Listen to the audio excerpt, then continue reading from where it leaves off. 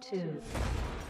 Today, what I wanted to talk about was something fundamental, and I was going to speak in very basic and rudimentary language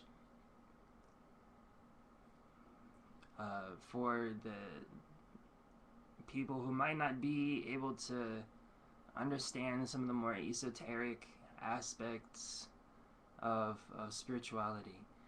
And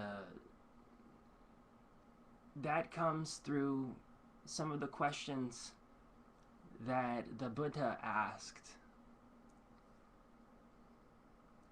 which were fundamental questions to the self-nature, to the nature of existence, the nature of why are we here, who are we. If these fundamental questions aren't asked and addressed in a way which leads to the real truth beyond just something that's a conceptual reality in the mind,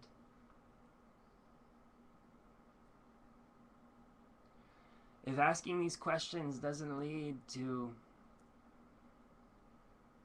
truth,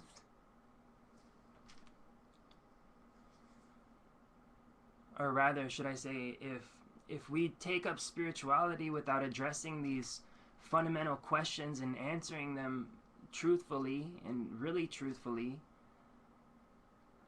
then we would have sidestepped the whole spiritual process.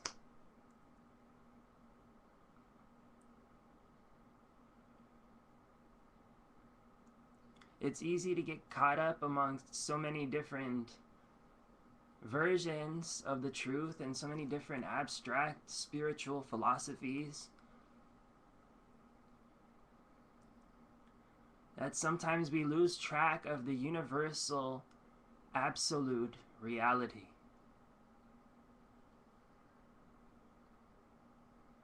The universal absolute reality is, as the Buddhists call it, empty. And now I'm not in any way promoting nihilism or saying that the absolute is void in a strictly materialistic sense. The absolute is so beyond material conception that any material conception is as to it empty.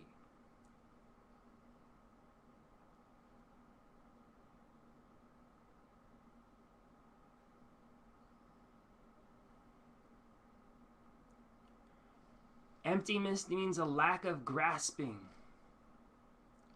We're not grasping at mental constructs such as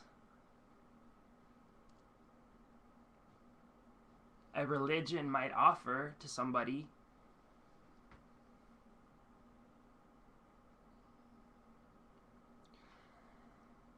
Those constructs that these religions are offering are just they're just extensions of that fundamental nature. Putting them into a book and having them spoken to you through teachers is just a way of getting past that great abyss that exists between material and spiritual.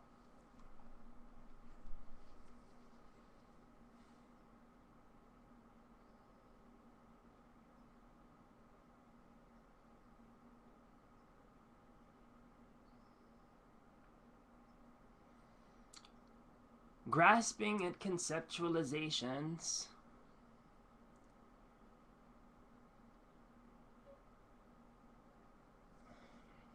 allows us to receive a certain degree of consciousness expansion, or doesn't. For example, if we grasp at concepts like there is no God, or the life has no meaning, or I'm just a material body, or, you know, some of these shows on TV, MTV and stuff. if we find ourselves grasping at those things,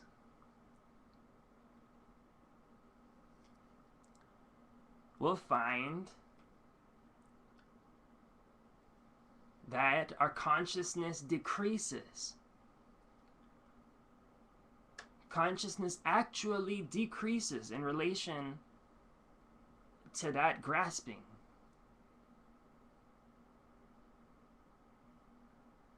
At lower material things. But from certain angles, consciousness can actually decrease from grasping at spiritual things. Apparently spiritual. I find my consciousness decreasing when I argue or have a discussion with, some kind of fundamentalist Hare Krishna devotee or something. What they say causes my consciousness to decrease, oftentimes. It's filled with fear and rhetoric.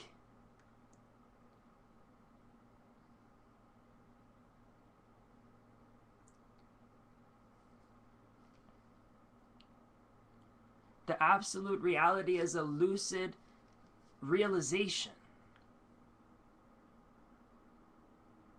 A lucid consciousness.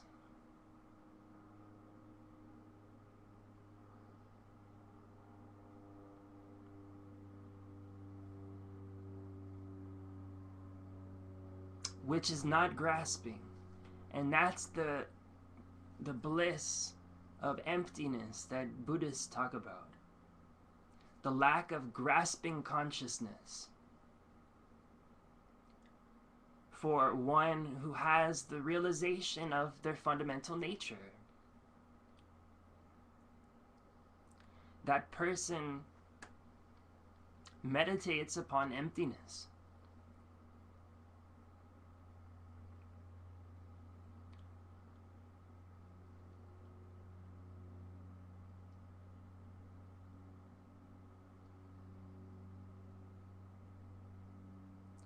And likewise,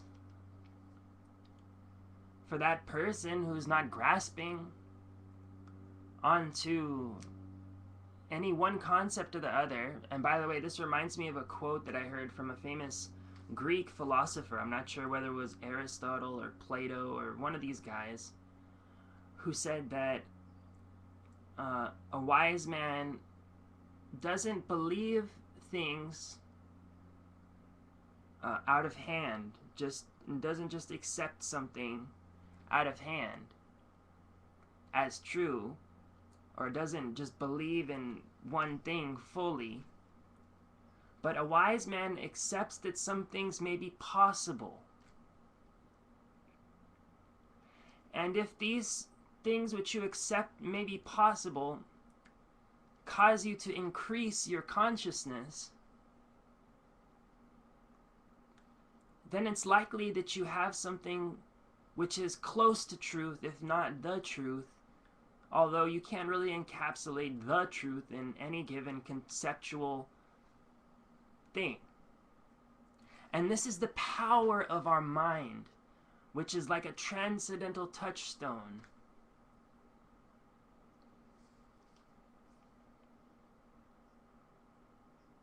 Which has the power to ensnare us or liberate us. As it says in the Bhagavad Gita, the mind is either one's enemy or one's greatest friend.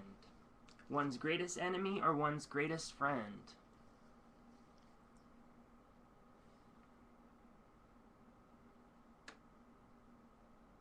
With a grasping mind, it's the greatest enemy. But with an allowing mind, it is your greatest friend. The grasping mind is very, what's the word? Very clumsy. Very clumsy. It stumbles. It's ignorant. It's actually at the root of our delusions.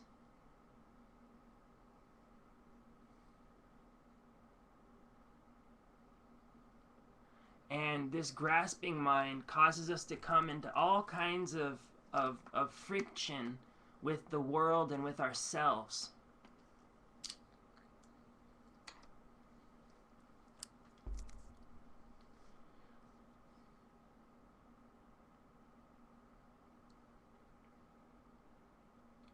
The grasping mind comes from a world of the finite.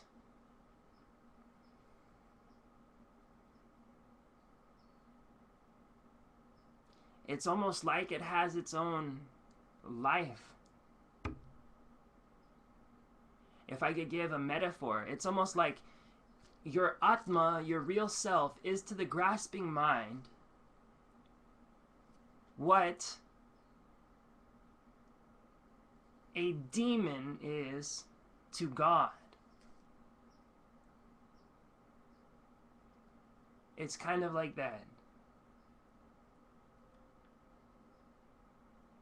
Or even a deva, even anybody in the samsaric worlds. Their relationship to God is like the relationship between your pure Buddha nature, your pure self nature, and that grasping mind, that ahamkara, false ego.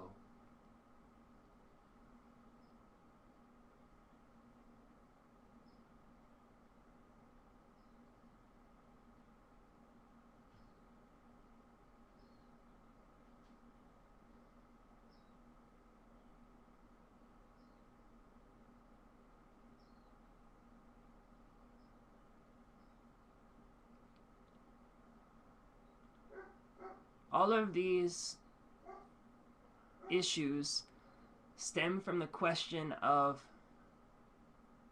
who am I, as I said earlier.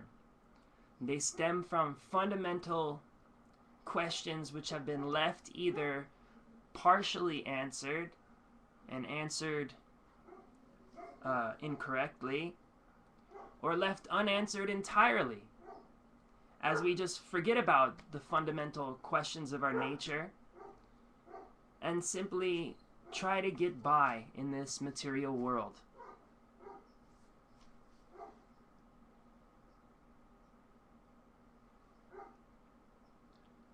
That's why one of the most powerful and important processes of Hinduism is a process whose name I forget in English right now, or in Sanskrit, but whose English name is called self-inquiry.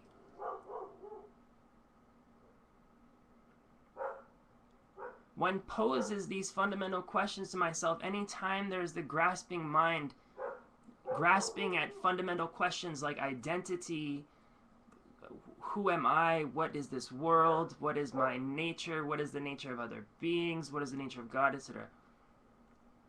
Anytime we find our grasping mind holding on to conceptions like these and swimming in them and being lost in confusion, really is what it is, then we ask to ourselves, who am I? We say to ourselves, who am I?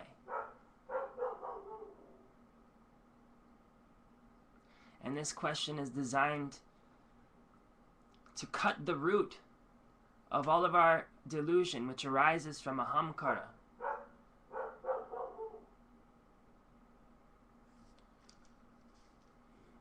In Hinduism, they have one concept of the nature of the self called Atman. The idea is that there is a permanent self-nature, unchanging, or at least a permanent self, unchanging. In Buddhism, they have a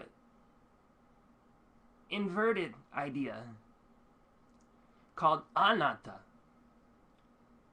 or anatman, which means no self, which says that the self-nature is is changing constantly, rather, not unchanging.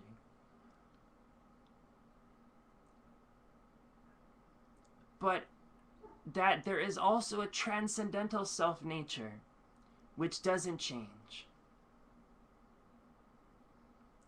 Exactly. You see there how this type of grasping, saying it doesn't change, creates a blockage. In reality, it both changes and doesn't change. The reality is always somewhere in between the pole of the two dual extremes. For instance, I am Krishna. It says in the Sri Gopal Tapani Upanishad, one should meditate that I am Gopala, yet I am not God. The truth is I am and I'm not. The truth is in between these two things.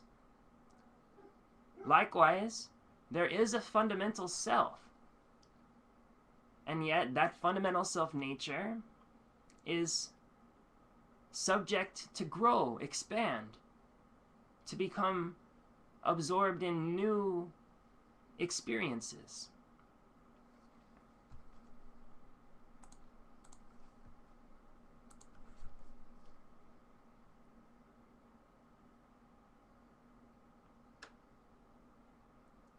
So how I see myself is everything.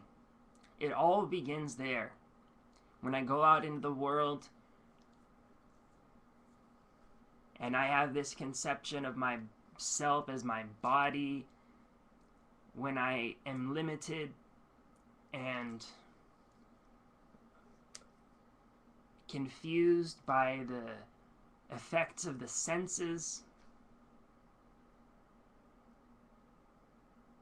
into buying into this idea that the only thing that exists is the material reality. In all of these cases, I have become completely unconscious, like a dreamer who doesn't know that they're dreaming.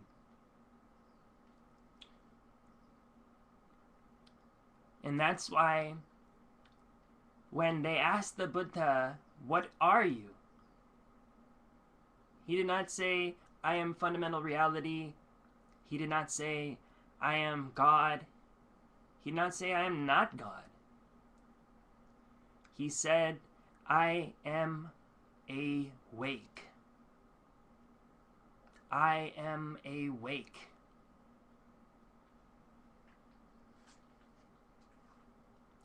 Even when you look at the conception of the great jnanis, the great knowers of the self, such as Sri Ramana Maharshi, the way that they understood the self was in such a way to create dynamism, such a way to create this dynamism that the Buddhists seek to create within themselves by the concept of anatta. Even Sri Ramana Maharshi held to a certain level of anatta. When people used to address him as Sri Ramana, he would say, "There is no Sri Ramana. That's anatta." And yet his meditation was firm upon Brahman, upon the absolute reality. And so in that way, he was able to speak from the absolute reality and answer everyone's questions about whatever they had. In truth, there was no Ramana. There was merely Brahma or Buddha. More accurate to say Buddha because it means that aspect of God which is the knower. And Gyan means knowledge. Jnana Yoga. And he was a great Jnani.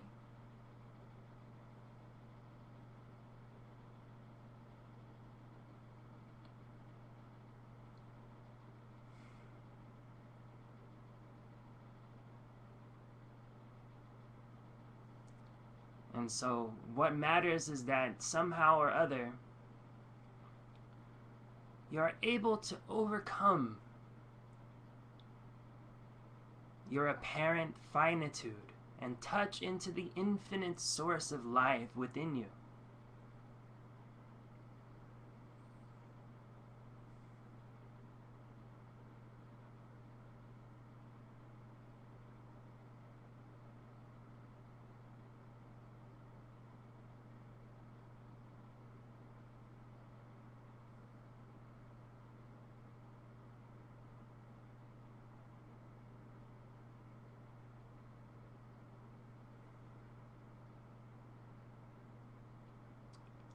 And when you touch this infinite source of life,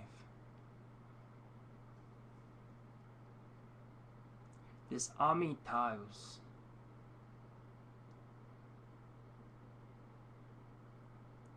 this God, then you become absorbed in meditation upon Him. Then the mind is no longer looking downwards. It's no longer looking down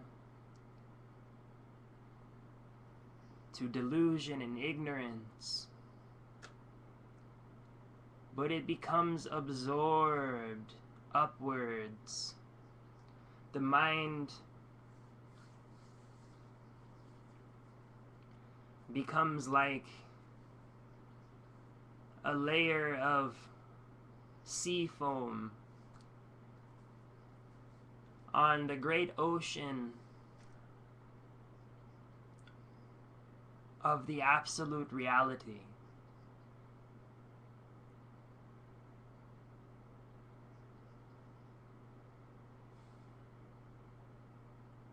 And the root of all ignorance is cut, which causes all suffering.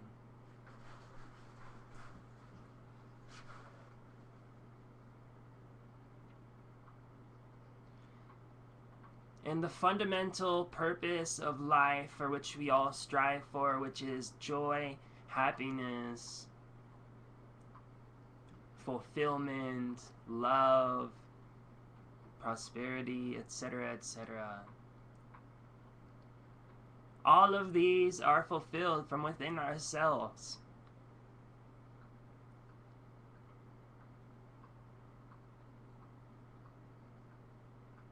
We will never be victim of depression, fear, anxiety.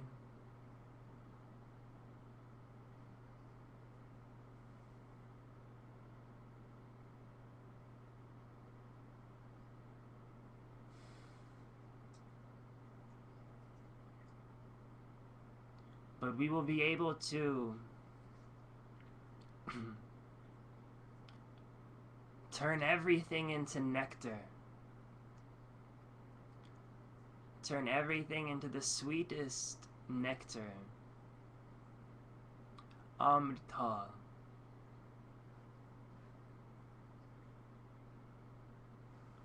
In Sanskrit, the words nectar and the words immortality are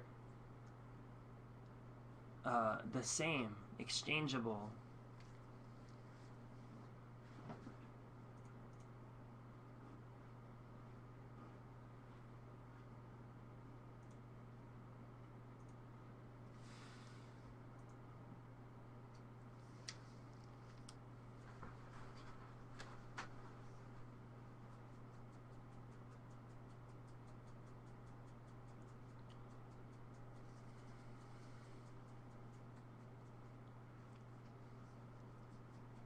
And so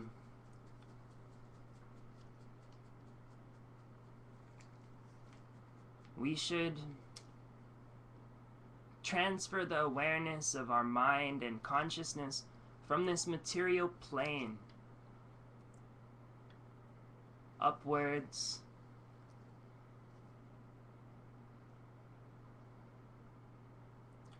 and inwards, ceasing the grasping of mundane conception, ceasing to grasp at anything, until the mind reverts to its natural, calm, peaceful, serene state.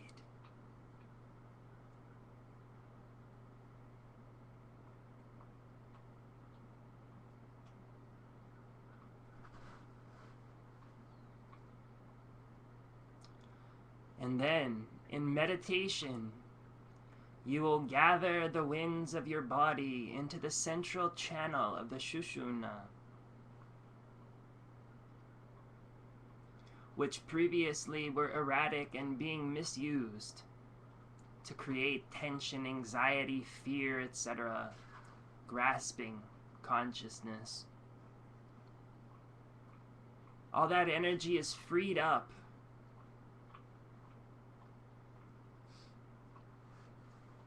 And through meditation, directed inwardly into the central channel. This is done quite naturally, without much effort on your own part. Kind of just happens.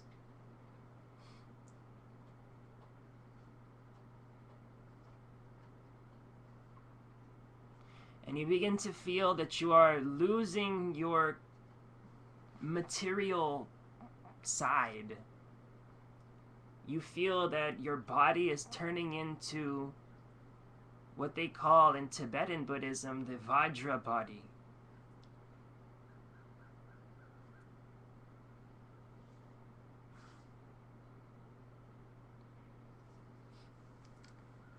Which means the diamond body.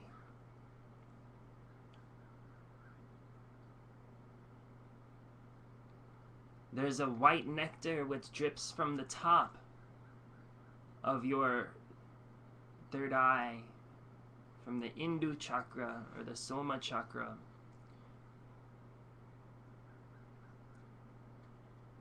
Which strengthens and transforms the bones. And then there is a nectar which rises from the root, a red nectar, which enlivens and transforms the sinews and the organs and the blood.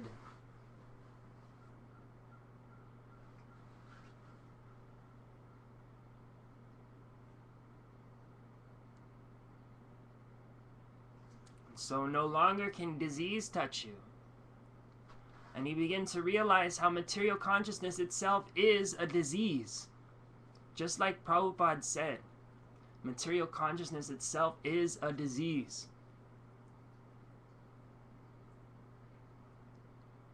Because anytime you're in material consciousness, you'll find your body weak, frail. Your spirit and mind especially weak, frail. And your body, whether you've worked out or not, or put a lot of energy into that, the material body is the muscle strength in one thing is one thing, but the actual health of the organism, even if you're a muscle builder, master of physical health, supposedly, you will still contract diseases from this unhealthy consciousness and astral body. They will still manifest in your body as cancer, heart problems, liver, whatever. No material being can escape the disease of material consciousness. The only way to escape it is to transform the body.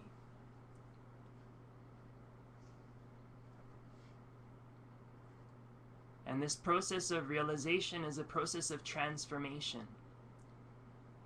This is why the great mystics of the past are able to do what they did. This is what set them apart from the ordinary people of the day. Not just because they had some great intelligence, not just because they had some great faith in God, not just because they had some great devotion, etc., etc. But the great mystics of the past actually had bodies which were different from the normal person. They might have looked like an everyday average human being, but in fact they were a god.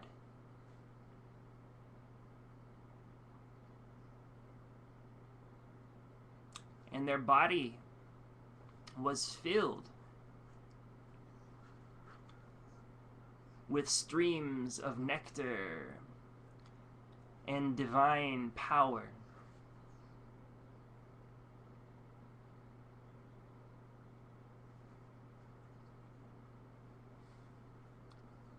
The nadis of the body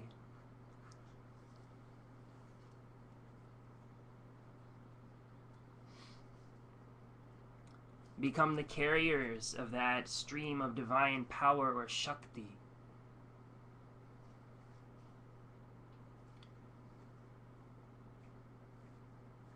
The stream itself is called prana.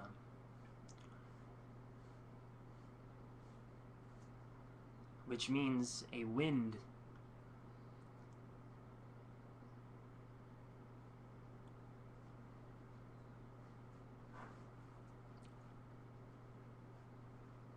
And the composition of that vajra body resembles a diamond, resembles a precious gemstone with its lattices and grids.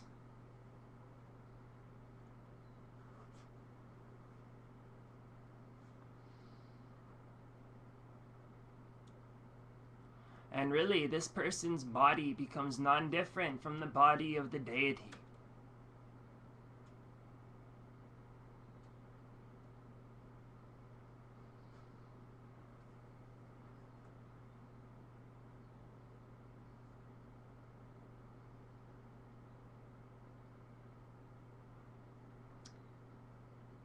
And in this new body, one exists in a new world. In fact, according to Vajrayana practices, the world around you, the room around you, becomes a pure land. And also according to Gaudiya Vaishnavism, for the pure devotee, the world around him, his room, becomes Vrindavan, becomes Vaikuntha.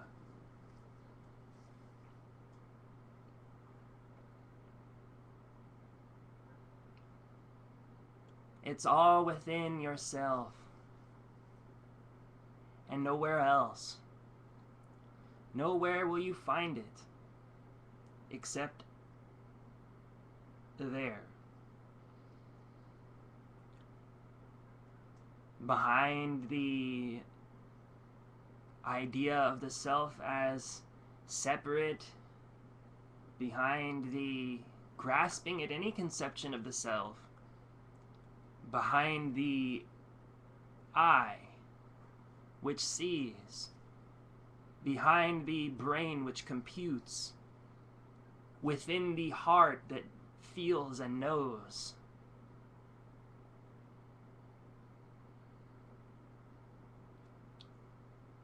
there lies Narayan, the absolute reality.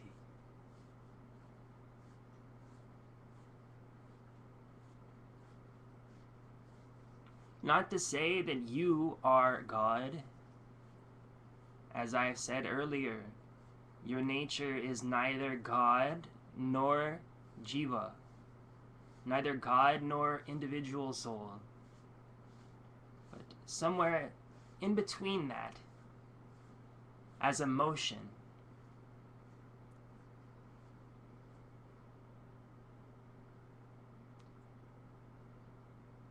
I read someone on Facebook yesterday describe it like they said that they were feeling no longer necessary to describe themselves in dualistic ways, and that they referred to themselves as something like a prism. A prism. And it's actually interesting because a prism turns pure white light into 7 colors of the rainbow. And we're all aware the chakra system is something like that. Like a crystal prism.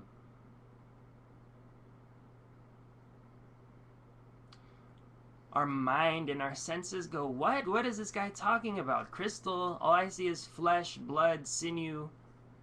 What is he talking about crystals? Well, you can't form a conception of what this means just based on what you have observed from the material senses. And herein lies the whole fault with making a conception of spirituality in general.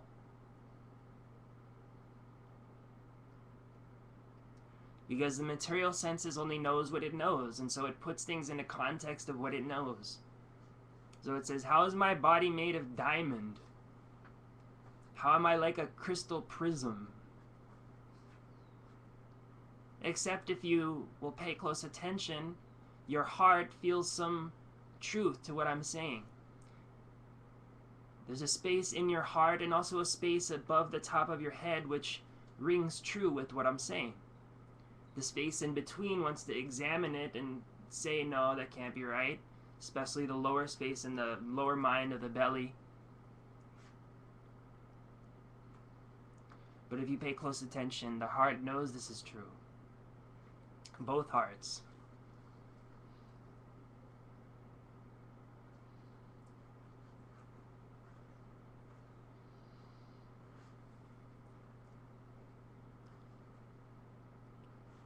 If you, by yogic practice,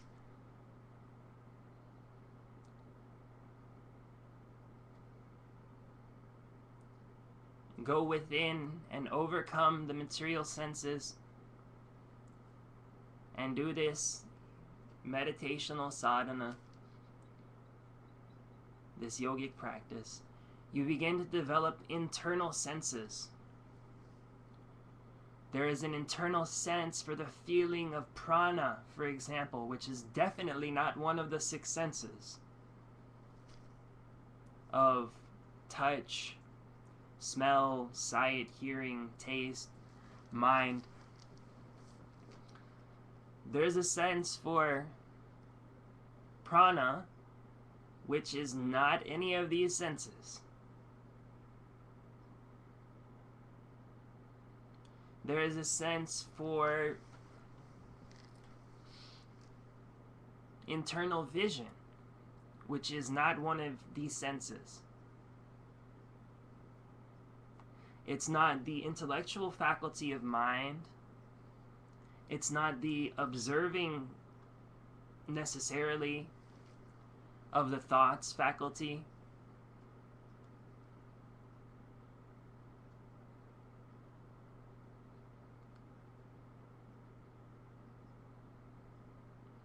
But it's a sense for transcendental vision.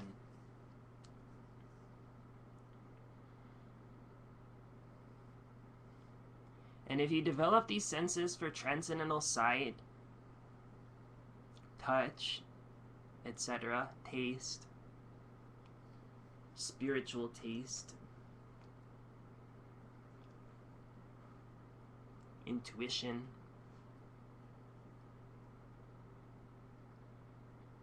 then we can understand how the body is like a crystal or like a diamond.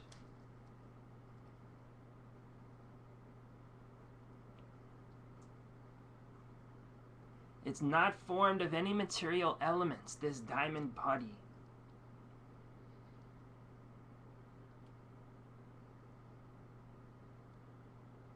But it's comprised of something absolute, something in the form of the universal man, partaking of the same nature as deity.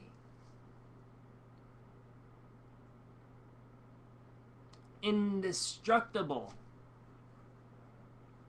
is another reason why it's called vajra or diamond, because it's indestructible.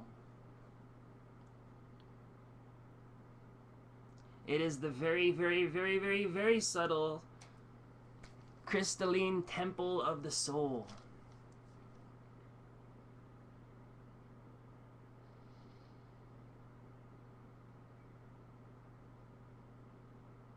And this body is unlimited in time and space. This body may travel in all of the Vaikunthas, may travel in all of the spiritual realms.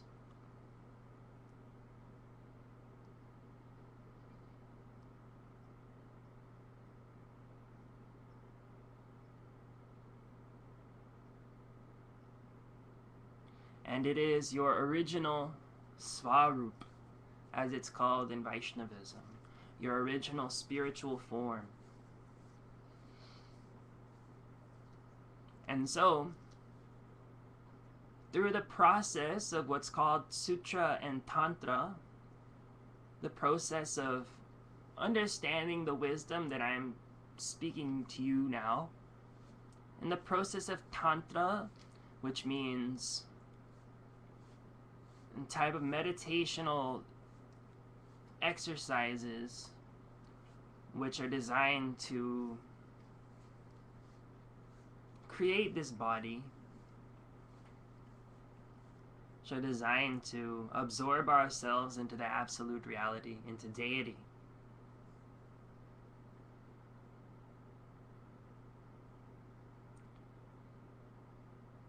We become a part of the whole.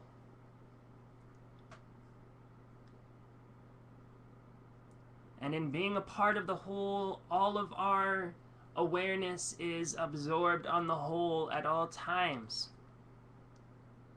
And the whole is absorbed upon us at all times.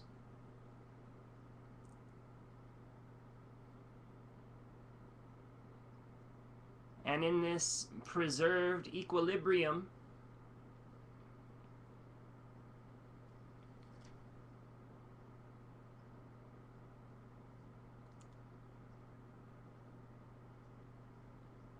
there is exchanges of rasa.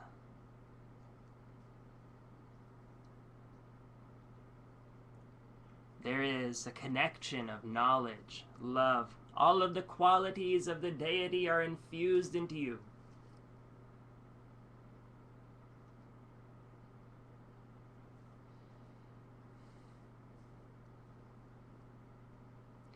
And you no longer are affected by the material energy.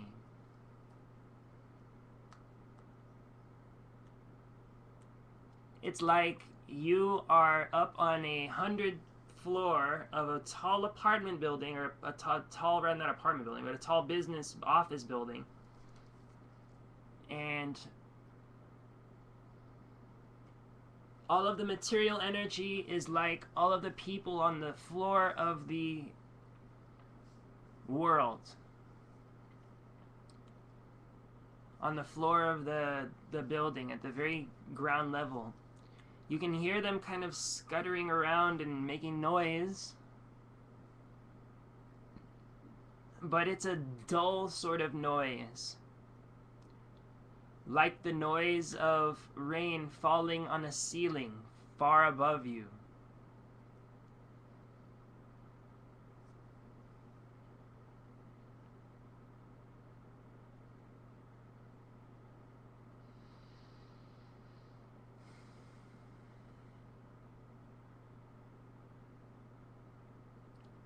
And so your nature becomes like, as they say in Gaudiya philosophy, the transcendental touchstone, the Chintamani gem. You become a transcendental touchstone, a wish-fulfilling tree.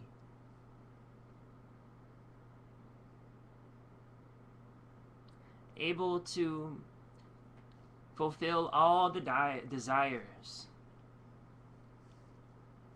of the living beings.